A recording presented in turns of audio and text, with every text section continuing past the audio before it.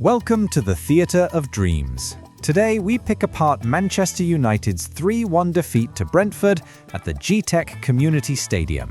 It was a turbulent affair in which Ruben Amorim again came in for heavy criticism for his tactics.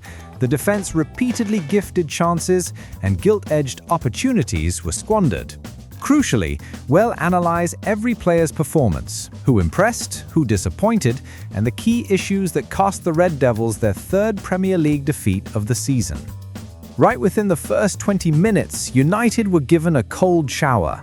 Igor Thiago grabbed a brace by ruthlessly exploiting the gaps in United's backline.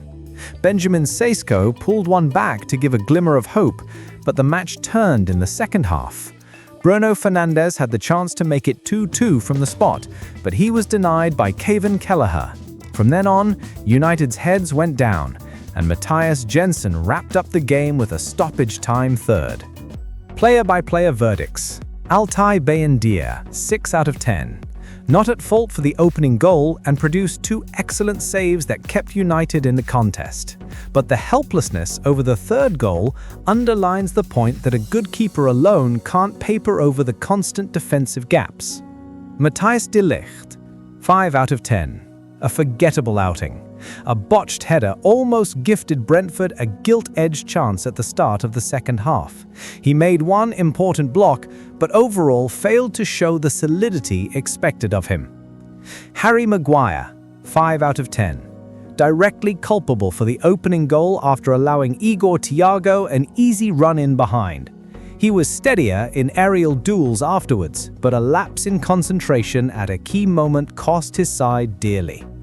Luke Shaw, 5 out of 10. Struggled to police the defense when Patrick Dorgo burst forward. The left flank was repeatedly exposed, and Shaw often looked the weak link.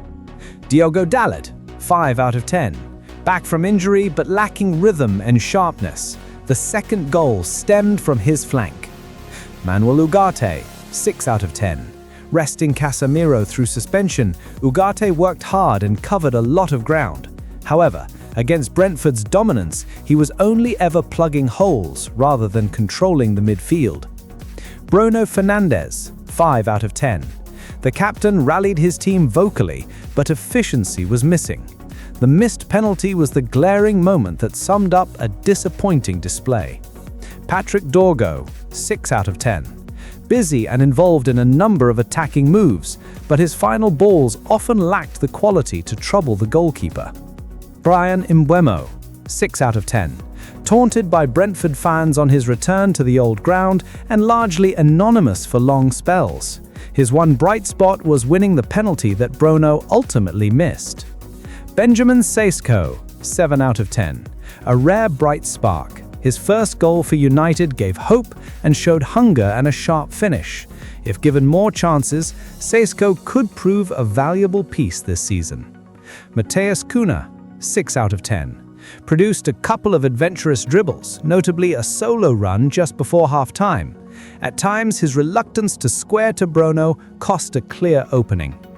Substitutes, 6 out of 10. Lini Yoro, Kobbie Mainoo, Mason Mount, Joshua Zirkzee. None made a notable impact. Key takeaways from this game. United's defense remains worryingly fragile. The midfield is disjointed. Bruno Fernandes cannot shoulder the burden when morale has collapsed. Ruben Amorim looks stubbornly inflexible. There is little evidence of tactical adaptability to change the game. Benjamin Sesko was the lone positive, but one individual cannot bail out a ragged collective. If things do not change quickly, Manchester United's 2025-26 campaign risks sliding into genuine crisis. This defeat to Brentford was more than just a scoreline.